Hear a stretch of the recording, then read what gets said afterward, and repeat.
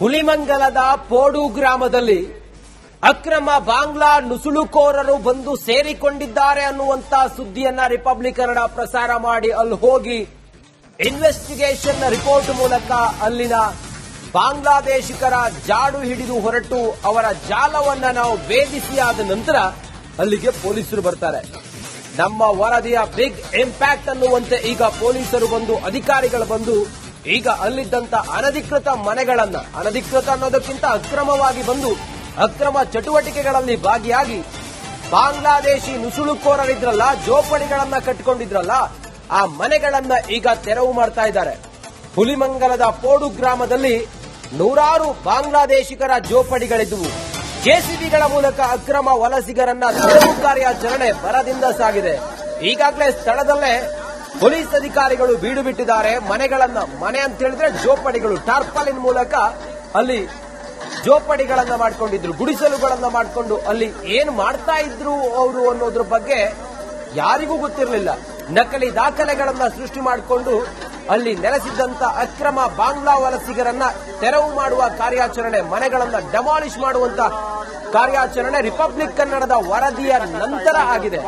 ಅವರಿಗೆ ಆಧಾರ್ ಕಾರ್ಡ್ ಮಾಡಿಕೊಟ್ಟವ್ರು ಯಾರು, ಅವರಿಗೆ ವೋಟರ್ ಐಡಿ ಮಾಡಿಕೊಟ್ಟವ್ರು ಯಾರು, ಅವರಿಗೆ ರೇಷನ್ ಕಾರ್ಡ್ ಮಾಡಿಕೊಟ್ಟವ್ರು ಯಾರು, ಅವರ ವಿಳಾಸ ಎಲ್ಲಿ, ಹೇಗೆ ಬಂದ್ರು, ಇದೆಲ್ಲವೂ ಇನ್ನು ಪ್ರಶ್ನೆಯಾಗಿ ಉಳಿದಿದೆ.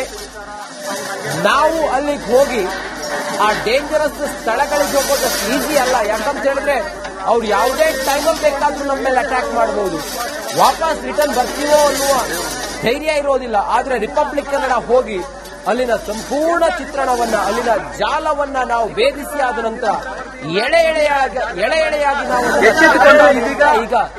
ಈಗ ಪೊಲೀಸರು ಎಚ್ಚೆತ್ತುಕೊಂಡಿದ್ದಾರೆ, ಅಧಿಕಾರಿಗಳು ಹೋಗಿದ್ದಾರೆ ಅಲ್ಲಿ. ಹೌದು, ಇವರು ಬಾಂಗ್ಲಾದೇಶದಿಂದ ಬಂದಿರುವಂತ ಪ್ರಜೆಗಳು ಅಕ್ರಮವಾಗಿ ಬಂದಿದ್ದಾರೆ, ಇಲ್ಲಿ ನೆಲೆಸಿದ್ದಾರೆ, ಇವರು ಅಕ್ರಮ ಚಟುವಟಿಕೆಗಳಲ್ಲಿ ಭಾಗಿಯಾಗಿದ್ದಾರೆ.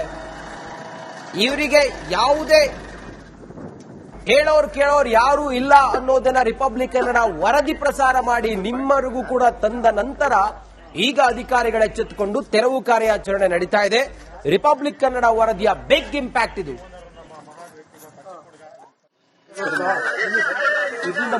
ಏನಂತ ಕಡಿಮೆ ಮಾಡಿ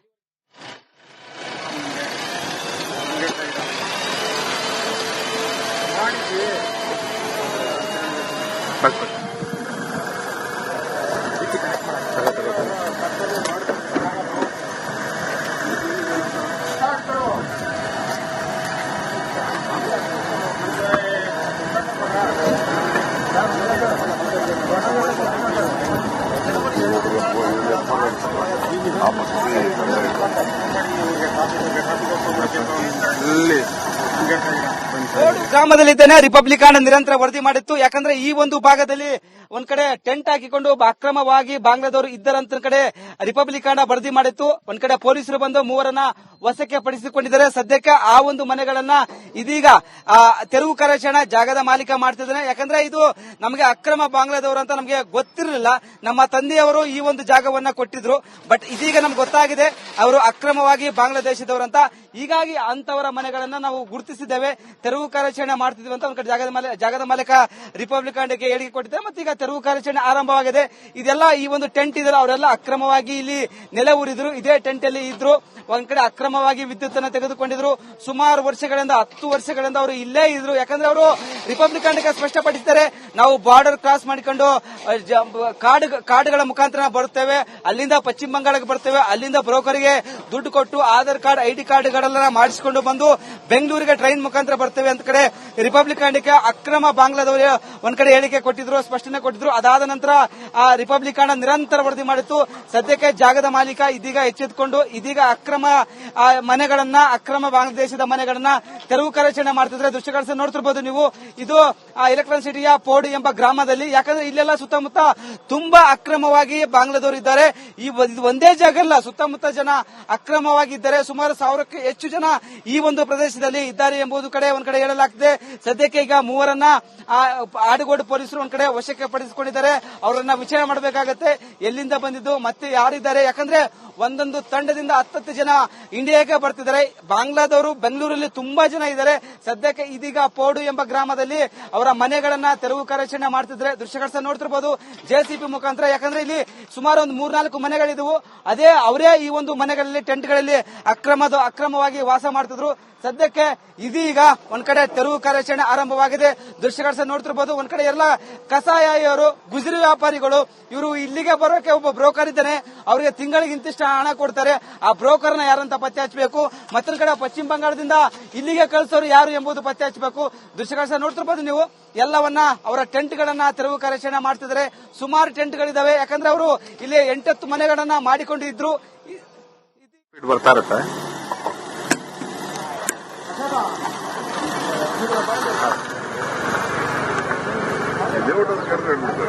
ನಾಳೆ ಕೇಳ್ತೀನಿ.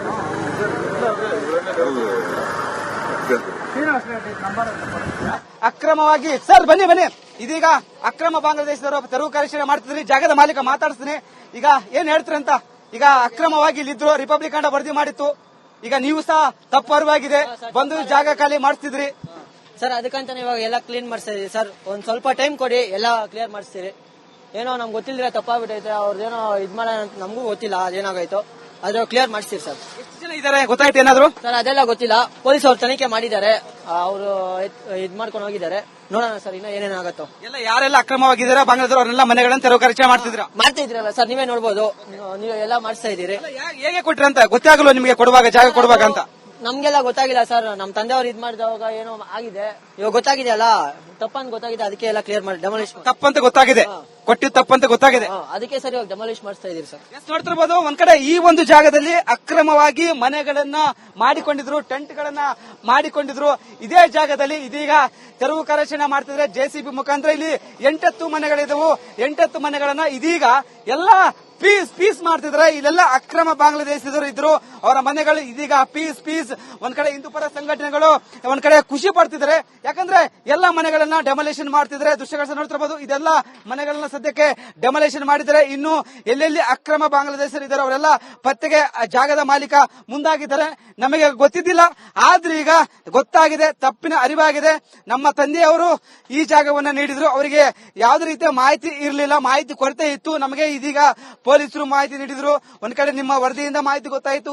ಆ ಒಂದು ದೃಷ್ಟಿಯಿಂದ ಸದ್ಯಕ್ಕೆ ಇದೀಗ ಈ ಒಂದು ಜಾಗದಲ್ಲಿ ಅಕ್ರಮ ಬಾಂಗ್ಲಾದೇಶದವರು ಇದ್ರು ಎಂಬುದು ಗೊತ್ತಾಗಿದೆ. ಹೀಗಾಗಿ ಆ ಮನೆಗಳನ್ನ ತೆರವು ಕಾರ್ಯಾಚರಣೆ ಮಾಡ್ತಿದ್ವಿ ಅಂತ ಹೇಳಿಕೆ ಕೊಟ್ಟಿದ್ದಾರೆ. ನೋಡ್ತಿರ್ಬೋದು ಸದ್ಯಕ್ಕೀಗ ತೆರವು ಕಾರ್ಯಾಚರಣೆ ಆರಂಭವಾಗಿದೆ. ಎಲ್ಲಾ ಟೆಂಟ್ಗಳು ಪೀಸ್. ಯಾಕಂದ್ರೆ ರಿಪಬ್ಲಿಕ್ ಕಾಂಡ ಅದೇ ವರದಿ ಮಾಡಿತ್ತು. ಯಾಕಂದ್ರೆ ಆ ಬಾಂಗ್ಲಾದಲ್ಲಿ ಹಿಂದೂಗಳಿಗೆ ಅವನ್ನ ನರಮೇಧ ಮಾಡ್ತಿದ್ರೆ, ಅವರು ಇಲ್ಲಿ ಅಕ್ರಮವಾಗಿ ಬಂದು ಆರಾಮಾಗಿ ನಮ್ಮ ದೇಶದಲ್ಲಿ ಒಂದ್ ಕಡೆ ವ್ಯಾಪಾರ ವಹಿವಾಟು ಸಹ ಮಾಡ್ತಿದ್ರೆ. ಯಾಕಂದ್ರೆ ಇವರು ಕಸಾಯಿಯವರು, ಗುಜರಿ ವ್ಯಾಪಾರಿಗಳು, ಇವರಿಗೆ ಒಬ್ಬ ಮಾಲೀಕ ಇರ್ತಾನೆ. ಆ ಮಾಲೀಕನ ಮುಖಾಂತರ ಈ ಎಲ್ಲಾ ವ್ಯವಹಾರಗಳನ್ನ ನಡೆಯುತ್ತೆ. ಯಾಕಂದ್ರೆ ಅವರು ರಿಪಬ್ಲಿಕ್ ಕಾಂಡಕ್ಕೆ ಬೆಳಗ್ಗೆಯಿಂದ ನಿರಂತರ ವರದಿ ಮಾಡ್ತಿದೆ. ರಿಪಬ್ಲಿಕ್ ಕಾಂಡಕ್ಕೆ ಅಕ್ರಮ ಬಾಂಗ್ಲಾದೇಶದ ಪ್ರಜೆಗಳು ಸ್ಪಷ್ಟನೆ ಕೊಟ್ಟಿದ್ದಾರೆ. ನಾವು ಢಾಕಾದಿಂದ ಬಂದಿದ್ದೇವೆ, ಅಕ್ರಮವಾಗಿ ಬಂದಿದ್ದೇವೆ. ಪಶ್ಚಿಮ ಬಂಗಾಳ, ವೆಸ್ಟ್ ಬೆಂಗಾಲಕ್ಕೆ ಬಂದು ಅಲ್ಲಿಂದ ಆಧಾರ್ ಕಾರ್ಡ್, ID ಕಾರ್ಡ್ ಎಲ್ಲವನ್ನ ಮಾಡಿಸಿಕೊಂಡು ಟ್ರೈನ್ ಮುಖಾಂತರ ಬೆಂಗಳೂರಿಗೆ ಬಂದಿದ್ದೇವೆ. ಈ ಒಂದು ಜಾಗವನ್ನ ನಾವು ಬಾಡಿಗೆ ಮುಖಾಂತರ ಪಡೆದಿದ್ದೇವೆ. ತಿಂಗಳಿಗೆ ಇಷ್ಟಂತ ನಾವು ಹಣ ಕೊಡ್ತೀವಿ ಜಾಗದ ಮಾಲೀಕನಿಗೆ ಅಂತ ರಿಪಬ್ಲಿಕ್ ಕಾಂಡಕ್ಕೆ ಸ್ಪಷ್ಟವಾಗಿ ಹೇಳಿದ್ರು. ಅದಾದ ನಂತರ ರಿಪಬ್ಲಿಕ್ ಕಾಂಡ ನಿರಂತರವಾಗಿ ವರದಿ ಮಾಡಿತ್ತು. ಜಾಗದ ಮಾಲೀಕರಿಗೆ ನಾವು ಭೇಟಿ ಆಯಿತು. ಜಾಗದ ಮಾಲೀಕರಿಗೆ ವಿಷಯವನ್ನ ತಿಳಿಸಿದ್ವಿ. ಕೂಡಲೇ ಜಾಗದ ಮಾಲೀಕ ತಪ್ಪನ್ನ ಅರಿವಾಗಿದೆ. ಆ ಒಂದು ದೃಷ್ಟಿಯಿಂದ ಈ ಒಂದು ಜಾಗವನ್ನ ಇಲ್ಲಿರುವಂತಹ ಅಕ್ರಮ ಬಾಂಗ್ಲಾದ ಮನೆಗಳನ್ನ ತೆರವು ಕಾರ್ಯಾಚರಣೆ ಮಾಡ್ತಿದ್ರೆ. ದೃಶ್ಯಗಳನ್ನ ನೋಡ್ತಿರಬಹುದು. ಇವರೆಲ್ಲ ಕಸಾಯಿಯವರು ನಗರದ ಕಸಗಳನ್ನ ತಂದು ಇಲ್ಲಿ ಬಂದು ಹಾಕೋರು, ಇಲ್ಲಿಂದ ಬೇರೆ ಕಡೆ ಶಿಫ್ಟ್ ಮಾಡೋರು. ಸದ್ಯಕ್ಕೆ ಇದೀಗ ತೆರವು ಕಾರ್ಯಾಚರಣೆ ಆರಂಭವಾಗಿದೆ. ಒಂದ್ ಕಡೆ ಹಿಂದೂಪರ ಸಂಘಟನೆಗಳು ಖುಷಿ ವ್ಯಕ್ತಪಡಿಸಿದ್ದಾರೆ, ಮತ್ತೊಂದು ಕಡೆ ಪೊಲೀಸರು ಮೂವರನ್ನ ವಶಕ್ಕೆ ಪಡಿಸಿಕೊಂಡಿದ್ದಾರೆ. ಯಾಕಂದ್ರೆ ಬೆಳಗ್ಗೆಯಿಂದ ರಿಪಬ್ಲಿಕ್ ಕಾಂಡ ವರದಿ ಮಾಡಿತ್ತು. ಒಂದ್ ಕಡೆ ಎಲೆಕ್ಟ್ರಾನಿಕ್ ಸಿಟಿ ಪೊಲೀಸರು, ಹೆಬ್ಗೋಡಿ, ಜಿಗಣಿ ಪೊಲೀಸರು, ಮತ್ತೊಂದು ಕಡೆ ಬನ್ನೇರುಘಟ್ಟ ಪೊಲೀಸರು ಎಲ್ಲರೂ ಬಂದು ಪರಿಶೀಲನೆ ಮಾಡಿದ್ರು. ಖುದ್ದಾಗಿ ಇನ್ಸ್ಪೆಕ್ಟರ್ ಬಂದು ಎಲ್ಲವನ್ನ ಮಾಹಿತಿಯನ್ನ ಪಡೆದುಕೊಂಡ್ರು. ಸದ್ಯಕ್ಕೆ ಮೂವರನ್ನ ವಶಕ್ಕೆ ಪಡಿಸಿಕೊಂಡಿದ್ದಾರೆ. ಆ ಮೂವರು ಸರಿಯಾಗಿ ವಿಚಾರಣೆ ಮಾಡಿದರೆ ಎಷ್ಟು ಜನ ಇರಬಹುದು ಎಂಬುದು ಸ್ಪಷ್ಟವಾಗಿ ಗೊತ್ತಾಗುತ್ತೆ. ಒಂದ್ ಕಡೆ ಇದು ವಿಚಾರಣೆ ಮಾಡಬೇಕಾಗುತ್ತೆ. ಕೇಂದ್ರ ಸರ್ಕಾರ, ರಾಜ್ಯ ಸರ್ಕಾರ ಎಚ್ಚೆತ್ಕೊಳ್ಬೇಕಾಗತ್ತೆ. ಇಲ್ಲಿ ಹಿಂದೂ ಮುಖಂಡರಿದ್ರೆ ಅವ್ರನ್ನೆಲ್ಲ ಮಾತಾಡಿಸ್ತೀನಿ, ಕೇಳ್ತೀನಿ. ಸರ್, ರಿಪಬ್ಲಿಕ್ ಕನ್ನಡ ನಿರಂತರವಾಗಿ ವರದಿ ಮಾಡಿತ್ತು, ಬಟ್ ಇದೀಗ ಏನ್ ಹೇಳ್ತೀವಿ, ಎಲ್ಲ ತೆರವು ಕಾರ್ಯಾಚರಣೆ ಆಗ್ತಿದೆ ಅಕ್ರಮ ಬಾಂಗ್ಲಾ ಮನೆಗಳನ್ನ. ಮೊದಲಿಗೆ ರಿಪಬ್ಲಿಕ್ ಚಾನೆಲ್ಗೆ ಧನ್ಯವಾದ ತಿಳಿಸ್ತೀವಿ. ಬೆಳಗ್ಗಿಂದ ನಿರಂತರವಾಗಿ ಮಾಡಿದ ಪ್ರತಿಫಲ ಇವತ್ತು ಎಲ್ಲ ತೆರವು ಕಾರ್ಯಾಚರಣೆ ನಡೀತಾ ಇದೆ. ಯಾವ ರೀತಿ ಇವ್ರ ಇದಾಗಿದೆ ಅಂದ್ರೆ ನೋಡಿ, ಹಸು ಕೊಂಬಿಗೆ ತ್ರಿವರ್ಣ ಧ್ವಜ ಪೇಂಟ್ ಮಾಡಿಬಿಟ್ಟಿದ್ದಾರೆ. ನಮ್ಮ ಗೋಮಾತೆಗೆ ಯಾವ ರೀತಿ ಅವಮಾನ ಮಾಡ್ತಾ ಇದ್ದಾರೆ ನೋಡಿ. ಈ ತರ ಒಂದಲ್ಲ ಎರಡಲ್ಲ, ಇವರು ನಿರಂತರವಾಗಿ ದೇಶವನ್ನು ಎಷ್ಟು ಹಾಳು ಮಾಡಬೇಕು ಅಷ್ಟು ಹಾಳು ಮಾಡಿದ್ದಾರೆ. ಇವತ್ತು ನಾವು ಮೊದಲು ಧನ್ಯವಾದ ನಿಮ್ಗೆ ರಿಪಬ್ಲಿಕ್ ಅವರಿಗೆ ಧನ್ಯವಾದ ತಿಳಿಸ್ತೀವಿ. ನಮಸ್ಕಾರ ರಿಪಬ್ಲಿಕ್ ಚಾನೆಲ್ ನವರಿಗೆ. ನಿಜವಾಗ್ಲೂ ಎಲ್ಲಾ ಚಾನೆಲ್ನವರು ಈ ರಿಪಬ್ಲಿಕ್ ಚಾನೆಲ್ನವ್ರು ನೋಡಿ ಕಲ್ತ್ಕೋಬೇಕು. ಯಾಕಂದ್ರೆ ಇವ್ರಿಗೊಬ್ಬರಿಗೆ ಅಲ್ಲ ದೇಶಾಭಿಮಾನ ಇರೋದು. ಎಲ್ಲಾ ಚಾನೆಲ್ಗಳು ಸತ್ಯವಾದ ವಿಷಯವನ್ನು ಪ್ರತಿ ಮನೆಗಳಿಗೂ ತಲುಪಿಸೋದಕ್ಕೆ ಇದಕ್ಕಾಗುತ್ತೆ. ಸಿದ್ದರಾಮಯ್ಯನವರೇ ನೋಡಿ, ಇಲ್ಲೂ ಅಕ್ರಮ ಬಾಂಗ್ಲಾದೇಶಿಗರನ್ನು ಓಡಿಸುವ ಕಾರ್ಯ ನಿರಂತರವಾಗಿ ನಡೀತಿದೆ. ನಿಮ್ ಸರ್ಕಾರ ಕೈ ಕುತ್ಕೊಂಡಿದೆ. ಇಲ್ಲಿ ಬಂದ್ಬಿಟ್ಟು ಆಮೇಲೆ ಇವರಿಗೆಲ್ಲ ನಾವು ಮನೆ ಕೊಡ್ತೀವಿ, ಕ್ವಾರ್ಟರ್ಸ್ ಕೊಡ್ತೀವಿ ಅಂತ ಹೇಳ್ಬಿಟ್ಟು ನಮ್ಮ ತೆರಿಗೆ ಹಣದಿಂದ ನೀವು ಆಟ ಆಡೋಕ್ ಬರಬೇಡಿ. 25 ವರ್ಷದಿಂದ 113 ವಾರ್ಡ್ ಕೋಡಿಯಲ್ಲಿನಲ್ಲಿ ಪೌರ ಕಾರ್ಮಿಕರಿಗೆ ಮನೆಗಳ ಕೊಡದೆ ಅವ್ರನ್ನ ಓಡಿಸಿ ಕ್ವಾರ್ಟರ್ಸ್ ಕೊಡದೆ ಮಾಡಿದೀರಾ. ಮೊದಲು ಅವ್ರು ಕೊಡಿ, ಆಮೇಲೆ ನೀವು ವಿದೇಶಿನವರಿಗೆ, ಉಗ್ರರಿಗೆ, ದೇಶದ್ರೋಹಿಗಳಿಗೆ ಕೊಡ್ರಿ. ನಮ್ ದುಡ್ಡಲ್ಲಿ ನೀವು ಆಟ ಆಡೋದನ್ನ ನಿಲ್ಲಿಸಿ. ನಮ್ಮ ದುಡ್ಡು, ನಮ್ಮ ತೆರಿಗೆ, ನಮ್ಮ ಹಕ್ಕು. ವಿದೇಶಿನವರಿಗೆ, ಉಗ್ರರಿಗೆ ನಮ್ಮ ದುಡ್ಡಿನಲ್ಲಿ ನೀವು ಆಟ ಆಡೋದನ್ನ ನಿಲ್ಲಿಸಿ ದಯವಿಟ್ಟು. ತುಂಬಾ ಖುಷಿ ಆಯಿತು. ಮತ್ತೆ ತುಂಬಾ ಥ್ಯಾಂಕ್ಸ್ ಆರ್ ಕನ್ನಡ ನ್ಯೂಸ್ ಅವರಿಗೆ. ನಮಗೆ ಬಾಂಗ್ಲಾದೇಶ ಸಿಕ್ಕರು. ಇಷ್ಟಕ್ಕೆ ಅಲ್ಲ, ನೆಕ್ಸ್ಟ್ ಎಲ್ಲಾ ಸೆಡ್ಗಳು ಹೋಗ್ತೇವೆ, ಇದು ಬಿಡಂಗಿಲ್ಲ. ಎಲ್ಲಾ ಸೆಡ್ ಅಲ್ಲಿ ಎಲ್ಲಿರ್ತಾರ ಬಾಂಗ್ಲಾದೇಶರ್ನ ನಾವು ನಮ್ಮ ದೇಶದಿಂದ ಹೊರಗಡೆ ಕಳಿಸ್ತೇವೆ. 1 minute ಟಾಕಿಂಗ್. ಭಾರತ್ ಮಾತಾ ಕಿ ಜೈ. ನನ್ನ ದೇಶ ಯಾವನಾರು ಮುಟ್ಟಕ್ ಬಂದ್ರೆ ಅಕ್ರಮವಾಗಿ ಇದೇ ಪರಿಸ್ಥಿತಿ ಎದುರಿಸ್ತೀರಾ. ಬೆಂಗಳೂರಲ್ಲಿ ಎಷ್ಟು ಜನ ಓನರ್ಸ್ ಗಳಿದ್ದಾರೆ, ಲ್ಯಾಂಡ್ ಓನರ್ಸ್ಗಳು. ಇವಾಗ್ಲೇ ಒಂದು ಪಾಠ ಆಗಬೇಕು. ಈ ವಿಡಿಯೋ ನೋಡ್ಕೊಂಡು ಕಲ್ತ್ಕೊಳ್ಳಿ ಆರ್ ಕನ್ನಡದಲ್ಲಿ. ಇನ್ನ ಯಾರಾದ್ರೂ ಇದಕ್ಕೆ ಹೆಚ್ಚು ಕಡಿಮೆ ನೀವು ಬಾಂಗ್ಲಾದೇಶದವರಿಗೆ, ನುಸುಳುಕೋರರಿಗೆ, ಪಾಕಿಸ್ತಾನದವ್ರಿಗೆ ಬಾಡಿಗೆ ಕೊಟ್ರೆ ಇದೇ ತರ ನಿಮ್ JCB ಬರುತ್ತೆ. ತಿಳ್ಕೊಳ್ಳಿ, ಕಾನೂನು ಮುಖಾಂತರನೇ ಬಗೆಹರಿಸ್ತೀವಿ. ತುಂಬಾ ಖುಷಿ ಆಯ್ತು. ಬೆಳಗಿಂದ 3 ದಿವಸದಿಂದ ನಿದ್ಗಟ್ಕೊಂಡು ಕೆಲಸ ಮಾಡಿದ್ಕೆ ಹೆಮ್ಮೆ ಅನಿಸ್ತಾ ಇತ್ತು ನಂಗೆ ಮಾಡಿರೋ ಕೆಲಸಗಳಿಗೆ. ತುಂಬಾ ಖುಷಿ ವಿಚಾರ. ಜೈ ಶ್ರೀರಾಮ್. ಭಾರತ್ ಮಾತಾ ಕಿ ಜೈ. ವಂದೇ ಮಾತರಂ. ಯಾಕಂದ್ರೆ ಹಿಂದೂ ಪರ ಸಂಘಟನೆಗಳು ತುಂಬಾ ಖುಷಿ ವ್ಯಕ್ತಪಡಿಸಿದ್ದಾರೆ. ರಿಪಬ್ಲಿಕ್ ಕನ್ನಡ ನಿರಂತರವಾಗಿ ಕಳೆದ 2 ದಿನಗಳಿಂದ ಒಂದ್ ಕಡೆ ಇಲ್ಲಿ ಸ್ಟಿಂಗ್ ಆಪರೇಷನ್ ಮಾಡಿತ್ತು, ಮೆಗಾ ಆಪರೇಷನ್ ಮಾಡಿತ್ತು. ತುಂಬಾ ಜನ ಬಾಂಗ್ಲಾದವರು ಇದ್ದಾರೆ ಎಂಬುದು ಗೊತ್ತಾಯಿತು. ಅದಾದ ನಂತರ ಸ್ಟೋರಿ ಸುದ್ದಿ ಹೋದ ನಂತರ ಮತ್ತೆ ಬೆಳಿಗ್ಗೆ ಬಂದು ಇಲ್ಲಿ ಜನರನ್ನ ವಿಚಾರಣೆ ಮಾಡಿದಾಗ ನಾವು ಢಾಕಾದಿಂದ ಬಂದಿದ್ದೇವೆ, ಸುಮಾರು ಜನ ಇದ್ದೇವೆ, ಕೆಲವು ಅಪಾರ್ಟ್ಮೆಂಟ್ಗಳಲ್ಲಿ ಅವರ ಸಂಬಂಧಿಕರು ಕೆಲಸ ಮಾಡ್ತಿದ್ರೆ. ಇದು ಒಂದ್ ಕಡೆ ಆಂತರಿಕ ಭದ್ರತೆಗೆ ತುಂಬಾ ಒಂದ್ ಕಡೆ ಡೇಂಜರ್ ಇದು. ಹೀಗಾಗಿ ಸಂಬಂಧಪಟ್ಟ ಅಧಿಕಾರಿಗಳು ಎಚ್ಚೆತ್ತುಕೊಳ್ಬೇಕಂತ ಒಂದ್ ಕಡೆ ರಿಪಬ್ಲಿಕ್ ಕನ್ನಡ ನಿರಂತರ ವರದಿ ಮಾಡಿತ್ತು. ಸ್ಥಳೀಯ ಪೊಲೀಸರು ಬಂದು ಪರಿಶೀಲನೆ ಮಾಡಿದ್ರು. ಸದ್ಯಕ್ಕೆ 3 ವಶಕ್ಕೆ ಪಡೆದುಕೊಂಡಿದ್ದಾರೆ.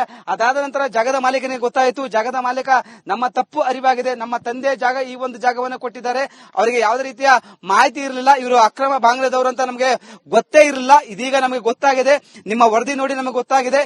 ಹೀಗಾಗಿ ನಾನು ಅಕ್ರಮ ಬಾಂಗ್ಲಾದವರ ಇರುವಂತಹ ಟೆಂಟ್ಗಳನ್ನ ತೆರವು ಕಾರ್ಯಾಚರಣೆ ಮಾಡ್ತೇವೆ ಅಂತ ಕಡೆ ಹೇಳಿದ್ರು. ಅದಾದ ನಂತರ ಇದೀಗ ತೆರವು ಕಾರ್ಯಾಚರಣೆ ಆಗಿದೆ. ಇದೇ ಮನೆಗಳು ಸಂಪೂರ್ಣ ಇದೀಗ ತೆರವು ಕಾರ್ಯಾಚರಣೆ ಮಾಡಿದರೆ ಎಲ್ಲಾ ಮನೆಗಳು ಪೀಸ್ ಆಗಿದ್ದಾವೆ. ಈ ಒಂದು ಭಾಗದಲ್ಲಿ ಅಕ್ರಮವಾಗಿ ಬಾಂಗ್ಲಾದೇಶರು ಇದ್ರು, ಇದೇ ಟೆಂಟಲ್ಲಿ ಇದ್ರು. ಬಟ್ ಅವರು ಓಡಿ ಹೋಗಿದ್ದಾರೆ ಬೆಳಗ್ಗೆ. ಯಾಕಂದ್ರೆ ರಿಪಬ್ಲಿಕ್ ಕನ್ನಡ ವರದಿ ನಂತರ ಒಂದ್ ಕಡೆ ರಿಪಬ್ಲಿಕ್ ಕನ್ನಡಕ್ಕೆ ಹೇಳಿಕೆ ಕೊಟ್ಟ ನಂತರ ಅವ್ರು ಗೊತ್ತಾಯಿತು.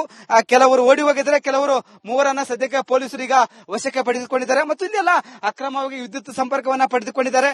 ನಮ್ಮ ಅಧಿಕಾರಿಗಳು ಅವರಿಗೆ ಸಪೋರ್ಟ್ ಮಾಡ್ತಿದ್ದಾರೆ ಎಂಬುದು ಒಂದ್ ಕಡೆ ಅನುಮಾನ ಮೂಡುತ್ತೆ. ಯಾಕಂದ್ರೆ ವಿದ್ಯುತ್ ಹೇಗೆ ಕೊಟ್ಟರು ಎಂಬುದು ಒಂದ್ ಕಡೆ ಅನುಮಾನ ಮೂಡುತ್ತೆ. ಸದ್ಯಕ್ಕೆ ಇದೀಗ ಈ ಒಂದು ಟೆಂಟ್ಗಳನ್ನ ಇದೀಗ ತೆರವು ಕಾರ್ಯಾಚರಣೆ ಮಾಡಿದರೆ ಇದೇ ಭಾಗದಲ್ಲಿ ಒಂದ್ ಕಡೆ ಅಕ್ರಮ ಬಾಂಗ್ಲಾದವರು ನೆಲೆಸಿದ್ರು ಎಂಬುದು ಕಡೆ ಇಲ್ಲಿದ್ರು. ಹೀಗಾಗಿ ಇದೇ ಜಾಗದಲ್ಲಿ ಇದೀಗ ಜಾಗದ ಮಾಲೀಕ ಬಂದು JCB ತಂದು ಇದೀಗ ತೆರವು ಕಾರ್ಯಾಚರಣೆ ಮಾಡಿದ್ದಾನೆ. ಸದ್ಯಕ್ಕೆ ಇದೀಗ ಇಲ್ಲಿಗೆ ಸ್ಟಾಪ್ ಆಗಿದೆ. ಮತ್ತೆ ಎಲ್ಲಿಯಾದ್ರೂ ಅಕ್ರಮ ಬಾಂಗ್ಲಾದವರು ಕಂಡು ಬಂದ್ರೆ ತೆರವು ಕಾರ್ಯಾಚರಣೆ ಮಾಡ್ತೀವಿ. ಎಲ್ಲ ಆಧಾರ್ ಕಾರ್ಡ್, ID ಕಾರ್ಡ್ಗಳನ್ನ ಪರಿಶೀಲನೆ ಮಾಡ್ತೀವಿ. ಸದ್ಯಕ್ಕೆ ಈ ಒಂದು 3 ಅಕ್ರಮ ಬಾಂಗ್ಲಾದೇಶರನ್ನ ಪೊಲೀಸರು ವಶಕ್ಕೆ ಪಡೆದುಕೊಂಡಿದ್ದಾರೆ, ವಿಚಾರಣೆ ಮಾಡ್ತಿದ್ದಾರೆ. ಮತ್ತೆ ಇನ್ನು ಉಳಿದಾದ್ರು ಸುಮಾರು ಜನ ಬೇರೆ ಕಡೆ ಓಡಿ ಹೋಗಿದ್ದಾರೆ. ಅವರಿಗೂ ಪತ್ತೆ ಹಚ್ಚಿ ಒಂದ್ ಕಡೆ ವಶಕ್ಕೆ ಪಡೆದುಕೊಳ್ಳಬೇಕು, ಅವರನ್ನ ನಮ್ಮ ದೇಶ ಬಿಟ್ಟು ಅವರ ದೇಶಕ್ಕೆ ಕಳಿಸಬೇಕು ಎಂಬುದೊಂದು ಕಡೆ ಒತ್ತಾಯವಾಗಿದೆ. ಇಲ್ಲಿ ಹಿಂದೂ ಪರ ಸಂಘಟನೆಗಳು ಸಾಕಷ್ಟು ಜನ ಬಂದ ಒಂದ್ ಕಡೆ ಖುಷಿಯನ್ನು ವ್ಯಕ್ತಪಡಿಸಿದ್ದಾರೆ. ರಿಪಬ್ಲಿಕ್ ಕನ್ನಡಕ್ಕೆ ಧನ್ಯವಾದ ಅಂತ ತಿಳಿಸಿದ್ರೆ. ಯಾಕಂದ್ರೆ ಇದು ನಿರಂತರ ವರದಿಯಿಂದ ಒಂದ್ ಕಡೆ ಯಶಸ್ವಿಯಾಗಿದೆ ಕಾರ್ಯಾಚರಣೆ. ಅಕ್ರಮ ಬಾಂಗ್ಲಾದವರು ಇದೀಗ ಪೊಲೀಸರು ವಶಕ್ಕಾದ್ರೆ ಅವರ ಮನೆಗಳನ್ನ ನೆಲಸಮವಾಗಿದೆ. ಯಾಕಂದ್ರೆ ರಿಪಬ್ಲಿಕ್ ಕನ್ನಡ ನಗರದ ಹಲವು ಕಡೆ ಹೋಗಿ ಒಂದ್ ಕಡೆ ಮೇಘಾ ಅಕ್ರಮ ಬಾಂಗ್ಲಾದೇಶರ ಬಗ್ಗೆ ಸುದ್ದಿ ಬಿತ್ತರ ಮಾಡುತ್ತೆ, ಸರ್ಕಾರಕ್ಕೆ ಎಚ್ಚರಿಸುವ ಕೆಲಸಕ್ಕೆ ರಿಪಬ್ಲಿಕ್ ಕಾಂಡ ಮಾಡ್ತಿದೆ. ಬಟ್ ಸರ್ಕಾರ ಇನ್ನೂ ಎಚ್ಚೆತ್ತುಕೊಂಡಿಲ್ಲ. ಕೇಂದ್ರ ಸರ್ಕಾರ, ರಾಜ್ಯ ಸರ್ಕಾರ ಎಚ್ಚೆತ್ತುಕೊಳ್ಬೇಕಾಗತ್ತೆ. ಯಾಕಂದ್ರೆ ಒಂದ್ ಕಡೆ ಬಾರ್ಡರ್ ಕ್ರಾಸ್ ದಾಟಿ ಬರ್ತಾರಂದ್ರೆ ಏನ್ ಅರ್ಥ, ನಮ್ಮ ಅಧಿಕಾರಿಗಳು, ನಮ್ಮ ಮಿಲಿಟರಿ ಏನ್ ಮಾಡ್ತಿದೆ ಎಂಬುದು ಕಡೆ ಪ್ರಶ್ನೆ ಮಾಡುತ್ತೆ. ಮತ್ತು ಅವರೆಲ್ಲ ಟ್ರೈನ್ ಅಲ್ಲಿ ಬರ್ತಾರೆ. ಮತ್ತೊಂದ್ ಕಡೆ ವೆಸ್ಟ್ ಬೆಂಗಾಲ್ ಅವರಿಗೆ ಹಾಟ್ಸ್ಪಾಟ್, ಅಲ್ಲೆಲ್ಲ ಆಧಾರ್ ಕಾರ್ಡ್, ರೇಷನ್ ಕಾರ್ಡ್ ಎಲ್ಲ ಪ್ರತಿಯೊಂದು ಸಿಗುತ್ತೆ.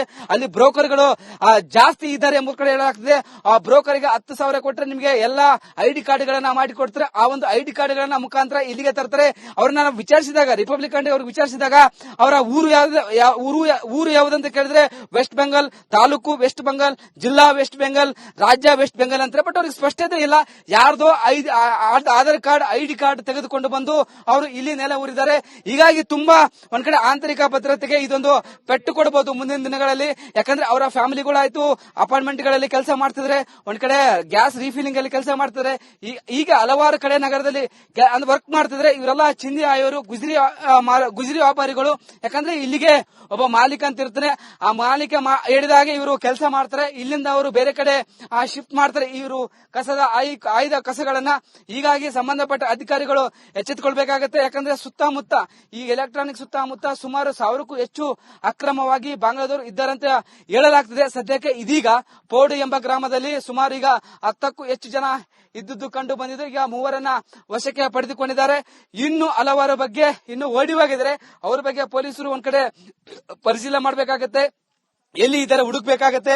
ಮತ್ತೆ ಈ 3ರನ್ನ ವಶಕ್ಕೆ ಪಡೆದುಕೊಂಡವರ ವಿಚಾರಣೆ ಮಾಡಬೇಕಾಗತ್ತೆ. ಎಲ್ಲಿಂದ ಬಂದಿದ್ದು, ನಿಮ್ಮ ಮುಖಂಡ ಯಾರು ಬ್ರೋಕರು, ಯಾರು ಕಳಿಸಿದ್ದು, ಅಲ್ಲಿಂದ ಹೇಗೆ ಬಂದಿದ್ದು ಎಲ್ಲ ವಿಚಾರಣೆ ಮಾಡಬೇಕಾಗತ್ತೆ. ಇದು ಆಂತರಿಕ ಭದ್ರತೆ ದೃಷ್ಟಿಯಿಂದ ಇದು ಒಂದ್ ಕಡೆ ವಿಚಾರಣೆ ಅಂದ್ರೆ ಕಠಿಣವಾಗಿ ಕಾನೂನಿನ ರೀತಿಯ ಶಿಕ್ಷೆ ಆಗಬೇಕು. ಅವರನ್ನ ಅವರ ದೇಶಕ್ಕೆ ಕಳಿಸಬೇಕೆಂಬುದು ಇಲ್ಲಿನ ಹಿಂದೂ ಪರ ಸಂಘಟನೆಗಳ ಒತ್ತಾಯವಾಗಿದೆ ಮತ್ತು ರಿಪಬ್ಲಿಕ್ ಕಾಂಡದ ಒತ್ತಾಯವಾಗಿದೆ.